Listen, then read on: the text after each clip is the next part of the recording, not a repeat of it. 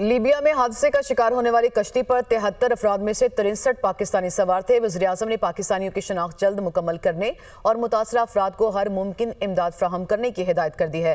दफ्तर खारजा के मुताबिक लीबिया कश्ती हादसे में 7 अफराद की हिलाकत की तस्दीक हो चुकी है। कश्ती में सवार ज्यादातर का ताल्लुक कुरम, बाजोड़ और कबायली इलाकों से था। जिंदा बच जाने वाले 3 पाकिस्तानी सिफारत खाने पहुंच गए। वज़ीर-ए-आज़म ने लीबिया कश्ती हादसे पर दुख का इजहार करते हुए कहा कि इंसानी स्मगलिंग जैसे मकरूह अमल में मुलविस अफराद के खिलाफ सख्त कार्रवाई की जाएगी। मराकश कश्ती हादसे में जांबाक अफराद की लाशें पाकिस्तान पहुंचने का अमल मुकम्मल हो चुका है। जिंदा बचने वाले 22 अफराद वतन वापस पहुंच चुके हैं।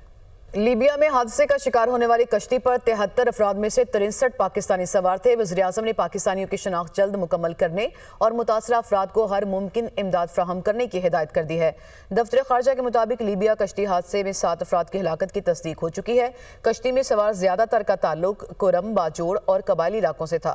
जिंदा बच जाने वाले 3 पाकिस्तानी सिफारत खाने पहुंच गए। वज़ीर-ए-आज़म ने लीबिया कश्ती हादसे पर दुख का इजहार करते हुए कहा कि इंसानी स्मगलिंग जैसे मकरूह अमल में मुलविस अफराद के खिलाफ सख्त कार्रवाई की जाएगी।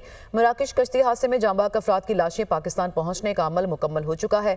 जिंदा बचने वाले 22 अफराद वतन वापस पहुंच चुके हैं।